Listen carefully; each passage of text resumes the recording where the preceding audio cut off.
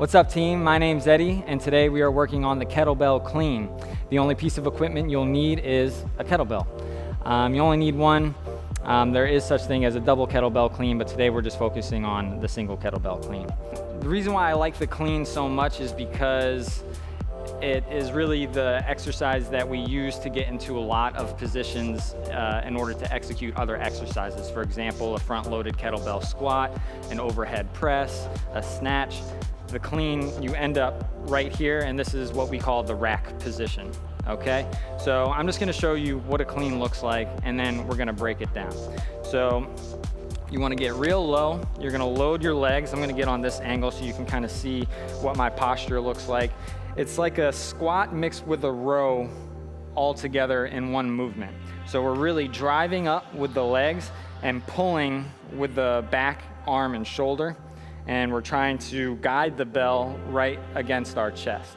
So just to show you what it looks like, we're right here, nice and low. We're driving with the legs, boom, flipping the bell over right onto our forearm, okay?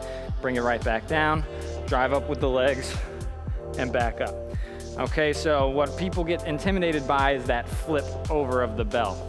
And what a lot of people tend to do is really flip the bell over and it lands real hard on the wrist. Now, the way that you prevent that from happening is all you're really doing is just turning your fist to face your chest. There's really no swinging involved here. If you look at how I do this, it's really just bringing the bell to my chest. And all my wrist is doing is flipping over, right? So it's nothing like that. It's all just guiding the bell. The only thing your arm is really doing is guiding the bell up to your chest. All the momentum and all the power comes from the legs and the back and the core. So what we're gonna do in order to kind of get us used to creating that power, and we're gonna eliminate the flip of the bell altogether, and we're gonna start with what's called a high pull. And a high pull is just like this. You're right here, loaded up in a low squat, hand on the bell, you drive up and pull the bell straight up. And you want your elbow to be going straight up towards the ceiling. All right, so I want you guys to join me on this one. We're gonna go for 5 high pulls on each side. And I want you to really feel how much power comes from those legs and how much momentum is created by those legs just by seeing that bell float up. So we're driving with the legs and pulling with the arms simultaneously. Here we go. 5 reps on each side in 3, 2, 1. Here we go, up, 1, and bring it right back down. Up, 2, nice. 3, you want that elbow pointing straight up towards the ceiling. 4, 1 more, and 5, here we go. Other side in 3, 2, 1, we're driving up, pulling the bell for 1. Drive those legs, 2, 3, 4, 1 more, and 5. Good, so just by doing the high pull, you can see how much power is created by the legs. And that's a big misconception. When you see someone pulling up this bell, you think they're doing all arms, all back, but it's really comes from all the legs. So now what we're gonna try and do is get into that flip, right into the clean. So what I want you to do to try and mitigate the impact on the wrist is really just start slow and start light, right? So I have a 20 kg kettlebell here. It's about 45 pounds. I'd say start with like a 12 kilogram or 16 kilogram bell if you have one. Go lighter if necessary. And just really focus on, just like we did with the high pull, driving through those legs. And once you get to where we were in the high pull, just flip that wrist over and guide the bell to the chest. I'll show you what it looks like one more time. Here we go. Right, boom, right there. And so you wanna use your lats, your shoulder, your core, everything to just keep that bell nice and tight against the chest and bring it right back down. Okay, let's do it all together. We're gonna go for 5 cleans on each side. Okay, so let's get real low. Load those legs. Keep that core really tight. We're gonna drive through the legs in 3, 2, 1. Let's raise it up. 1, come right back down, absorb with the legs. 2, lock that lat in. Here we go. 3, squeeze right in that lat. 4, one more on this side. And 5, good. All right, take a little breather. Check in on that wrist, it should be fine. You may get a little bruising no matter how hard, you know, if this is your first time really using kettlebells like this, you may get a little redness, a little tenderness, a little bruise. That's okay, your body's gonna adapt. There are pads and gloves that you can use that'll help protect that, but you know, it's better to just kind of keep it clean and your body will kind of get used to it. All right, let's go left or other side.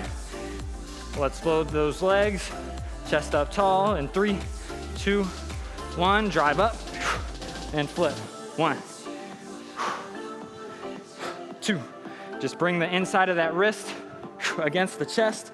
3, 4, one more, and 5.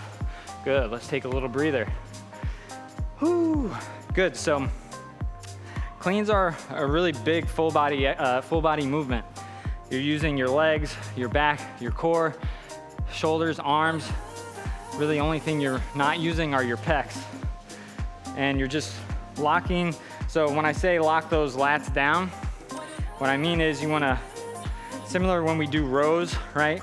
A lot of times you see people doing rows with their shoulders, you know, tucked up, tightness in the neck. You wanna relax there, take all the tension out of the neck and pull those shoulder blades back and down.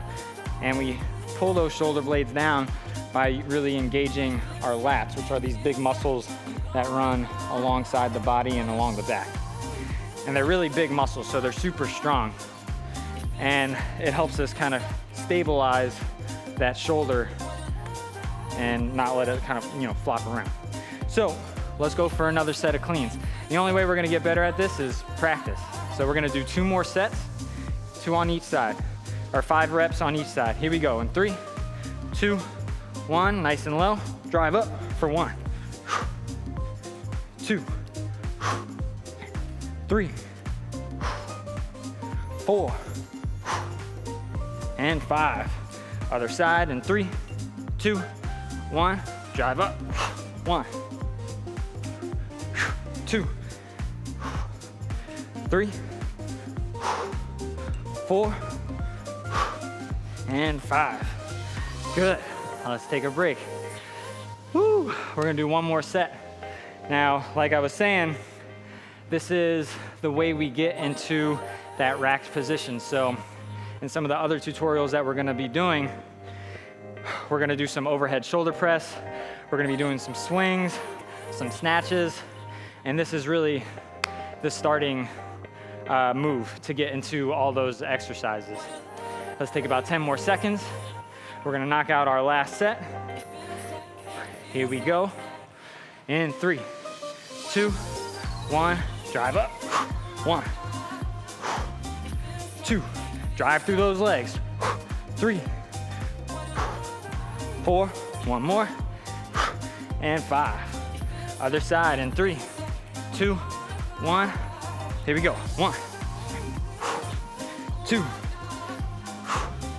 3, 4. Last one, and 5. Nice work, y'all. Here we go. So that's pretty much it for the clean tutorial. Thanks so much for showing up. You guys crushed it, by the way. I mean, we worked out for about 5 minutes and I'm already sweating my butt off. So, you know, that's what's great about kettlebells. They're super effective when it comes to strength and conditioning. You can really move and put a lot of different exercises together into one flow, as we call it. And we're gonna be showing you a fundamental flow in one of our next videos.